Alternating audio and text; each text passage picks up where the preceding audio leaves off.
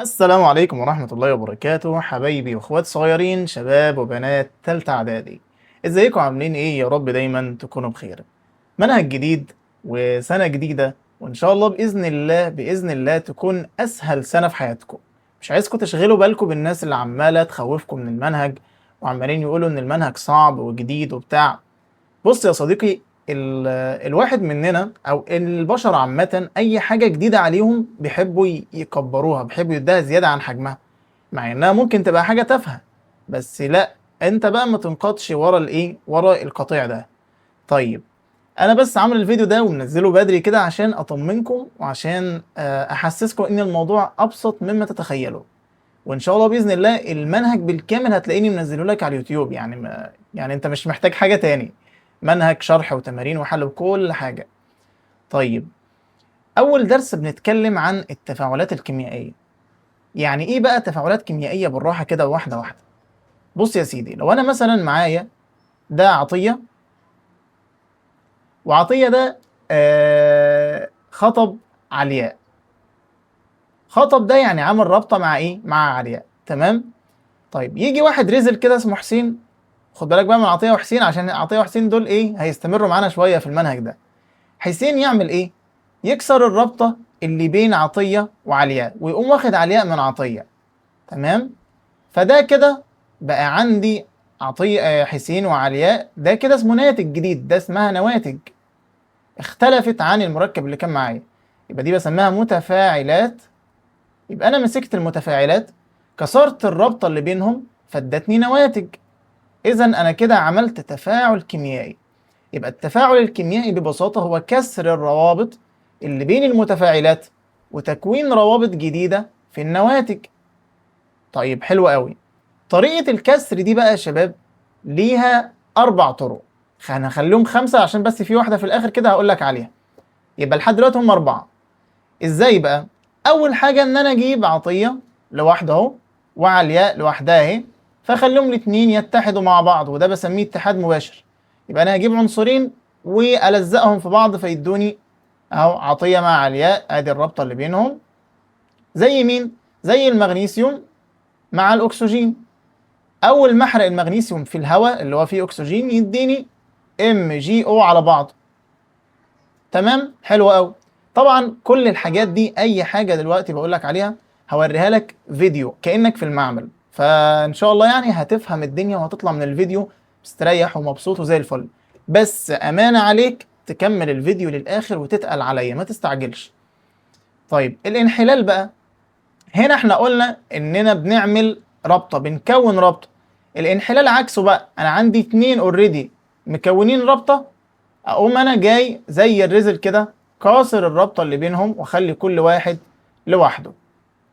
يعني ايه؟ قالت لك ايه اذا لم تستطع اسعاد نفسك فعكر مزاج الاخرين. خد بقى ايه الحكمه دي.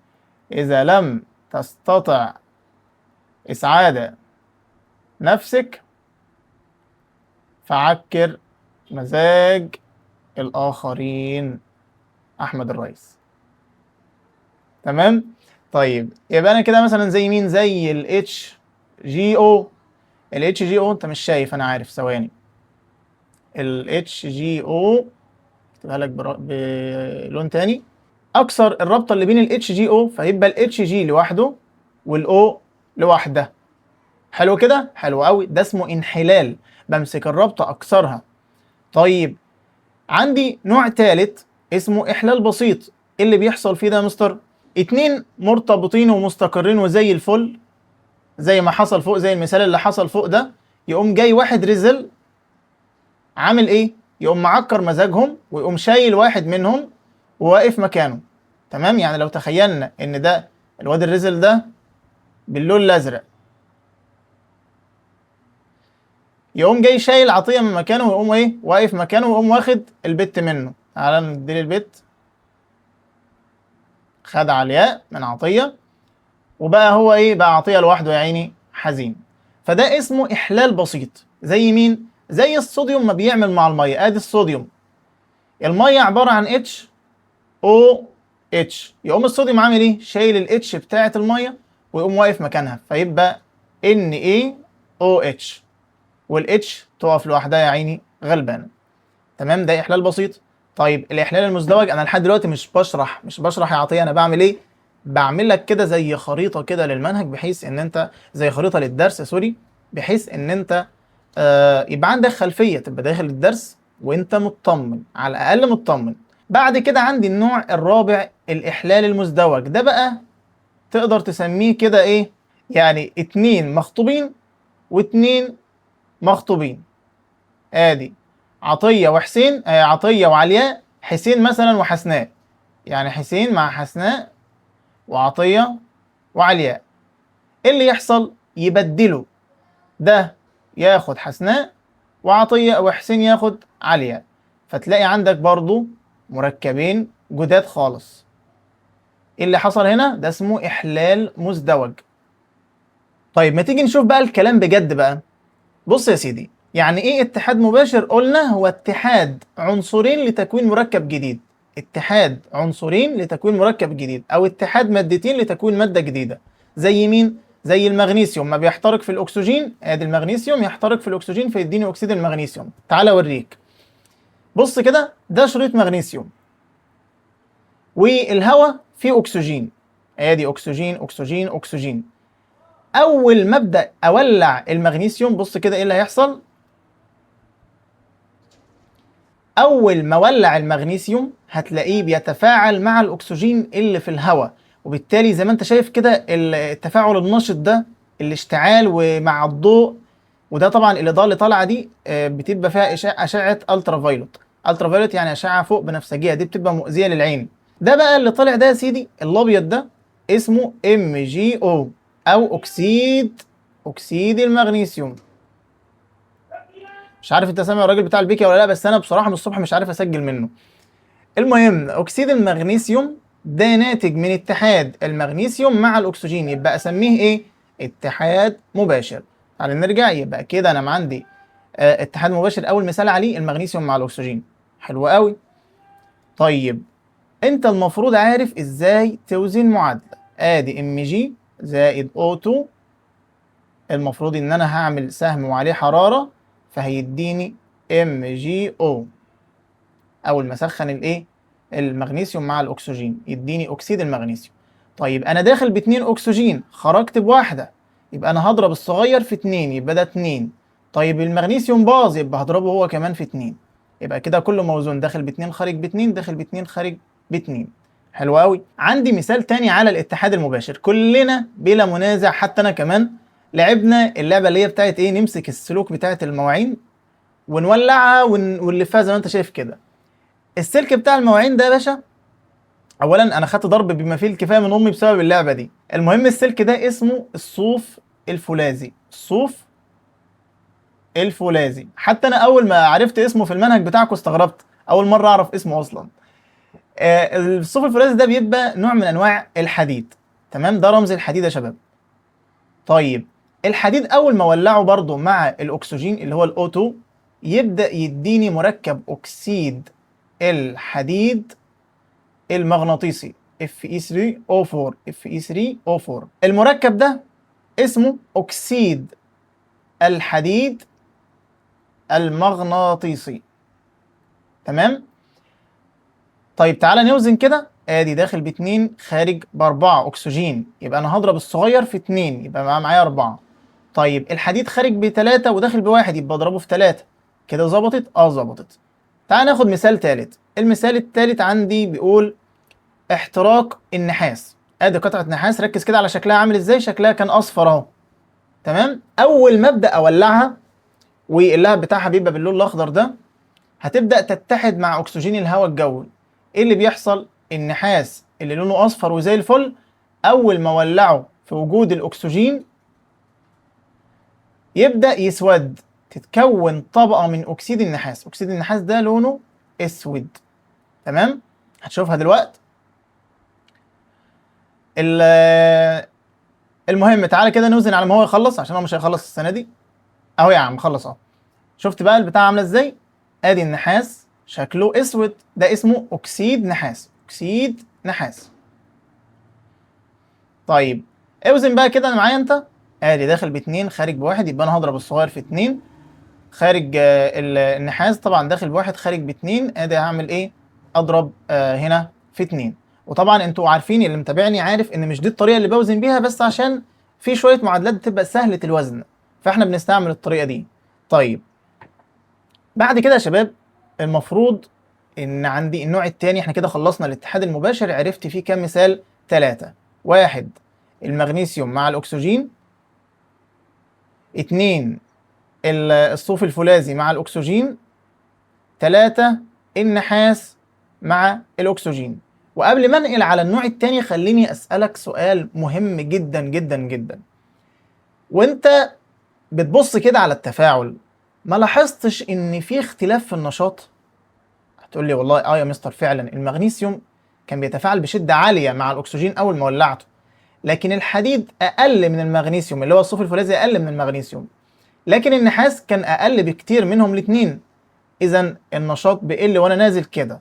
طيب خليك بقى عند الكلمه اللي انت قلتها دي واثبت على كده، لان اصلا الحته دي هشرحها لك كمان شويه بعد الجزئيه اللي جايه دي على طول. طيب النوع الثاني قلنا تفاعلات الانحلال. انحلال ده قلت حاجه وحشه، انا باخد اتنين مرتبطين وزي الفل وحلوين مع بعض، اكسر الرابطه اللي بينهم. زي مين؟ زي اكسيد الزئبق. تعال نشوفه. اكسيد الزئبق زي ما انت شايف كده لونه احمر، تمام؟ ده اكسيد الزئبق لونه احمر. الكاميرا بتصور بموبايل ارضي ما شاء الله. يبدا اكسيد الزئبق اول ما سخنه بحراره عاليه، درجه حراره عاليه، يبدا الزئبق يتجمع على جدار الانبوبه هنا بلون فضي. بلون فضي، طبعا كلنا عارفين ان الزئبق لونه فضي. والاكسجين يبدا يسيب الزئبق ويطلع من الانبوبه، يطلع هنا كده اهو. طب ايه اللي عرفني ان هنا اكسجين؟ شفت اللي حصل ده؟ ده اللي عرفني ان هنا اكسجين. ايه بقى اللي حصل؟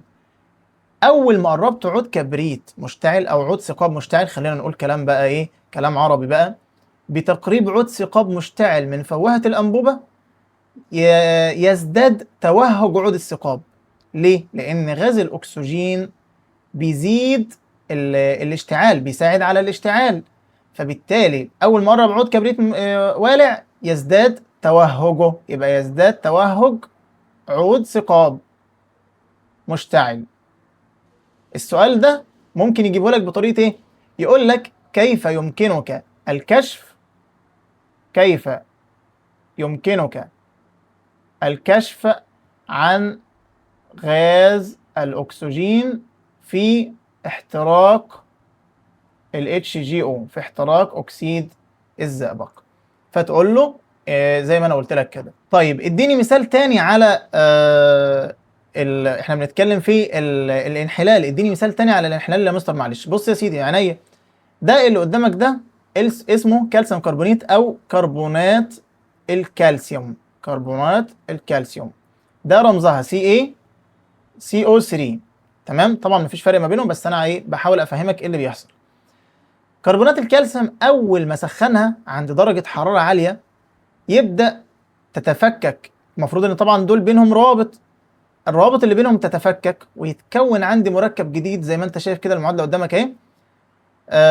اسمه مركب جديد اسمه اكسيد الكالسيوم زائد تصاعد غاز ثاني اكسيد الكربون.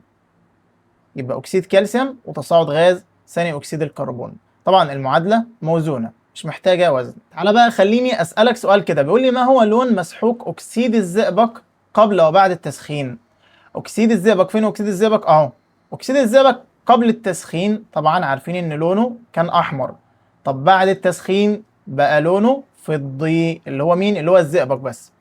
طيب الغاز المتصاعد من انحلال كربونات الكالسيوم، لسه قايل لك دلوقتي كربونات الكالسيوم الغاز المتصاعد منها ثاني اكسيد الكربون.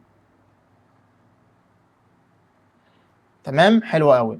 طيب لو سألني كيف يمكنك الكشف عن غاز ثاني اكسيد الكربون، اقول له يعكر ماء الجير الرائق.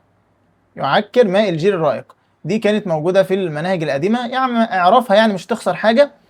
هي مش موجودة عندك بشكل واضح، لكن طبعا ثاني اكسيد الكربون بيعكر ماء الجير الرائق. يبقى لو قال لي كيف يمكنك الكشف عن غاز الاكسجين، اقول له يزداد توهج عود ثقاب مشتعل عند تقريبه من فوات الانبوبة.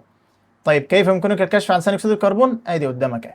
خلصنا النوعين الاولانيين، خلصنا الاتحاد المباشر والانحلال الحراري. دلوقتي تعالى بقى افهمك يعني ايه احلال بسيط. هو ببساطه انا دلوقتي مثلا تخيل ده بي وسي، بي وسي مع بعضهم، دي رابطه، بي وسي دول مرتبطين ببعض.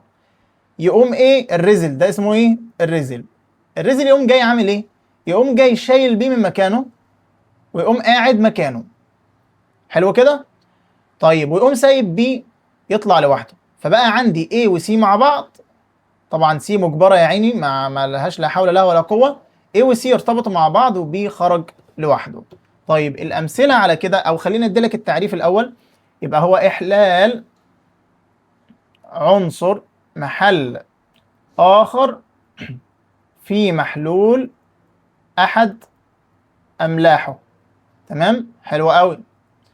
او ممكن تضيف هنا كلمه، بعد كلمه اخر دي تضيف ايه؟ اقل منه نشاطا. وهفهمك دلوقتي حته النشاط دي. ما تنساش ان انا قايل لك من الاول في حته الاتحاد المباشر، احنا لاحظنا ان المغنيسيوم انشط من الحديد، انشط من النحاس. هاجي اشرح لك الحته دي دلوقتي. اول مثال عندك يا باشا، مثال الصوديوم مع الميه. تعال نشوف كده ايه اللي بيحصل. طبعا الميه عباره عن OH. تبدا الصوديوم يشيل الاتش من مكانه ويقعد هو مكانه، ونتيجة ده بيحصل التفاعل العنيف اللي انت شايفه قدامك ده. ايه اللي بيحصل؟ ادي الصوديوم يشيل الاتش اللي هي بتاعة المية، ما قلناش شايفين يا عم الله يخرب بيتك، ويقعد مكانها، فيبقى معايا NaOH زائد طبعا الاتش لوحده، غاز الهيدروجين اللي طالع ده هو اللي بيشتعل بفرقعة بالشكل ده. طبعا زعلان بقى فبيشتعل بفرقعة وهو طالع بقى زي ما انت شايف، شوف بيعمل بلاوي. طيب بعد كده طبعا هيت، حرارة عالية لو جيت امسك الكاس. حلو كده؟ حلو قوي. تعالى اوضح لك بلون الابيض. يبقى ادي الصوديوم شال الهيدروجين واداني هيدروكسيد الصوديوم، ده اسمه هيدروكسيد الصوديوم. وده غاز الهيدروجين بيشتعل بفرقعة، وطبعا بيكون نتيجة التفاعل ده حرارة شديدة، بيتولد حرارة شديدة. ده اسمه ايه؟ احلال بسيط. كل ده بسيط؟ لسه في احلال مزدوج. كده انا وريتك اول مثال اللي هو الصوديوم بيحل محل هيدروجين الميه. طيب او اي فلز عامه، فلز يحل محل هيدروجين الميه، ده النوع الاول. النوع الثاني ان فلز يحل محل هيدروجين الحمض. يعني ايه؟ انا عندي حمض، يبقى اما، بص يا سيدي، شفت الراجل الغلبان ده؟ هو عباره عن 3 حاجات: اما اتش بتاعه ميه، او اتش بتاعه حمض، او فلز ضعيف. تاني، اما اتش بتاعت ميه او اتش بتاعت حمض او فلز ضعيف. احنا خدنا الاتش بتاعت الميه، عرفنا ان الصوديوم طلع الايه؟ الاتش بتاعت الميه.